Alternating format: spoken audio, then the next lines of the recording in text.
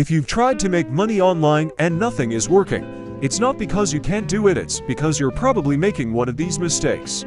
A lot of beginners jump into online income expecting fast results. But what they don't realize is, most people fail not because the methods don't work, but because of how they approach it. People spend too much time.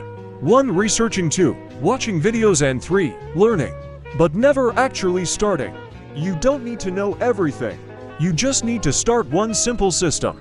Beginners trying dropshipping, affiliate marketing, freelancing, content creation, all at once. That doesn't work. You need to pick one and stay consistent. Most people quit before results happen. But online income works like momentum. You need time, repetition, consistency. That's when results show up. Pick one system. For example, freelancing, content creation, or affiliate marketing. Then commit to it for 14 to 30 days. If you want a simple system you can follow step by step, put everything into a free guide. It's in the description.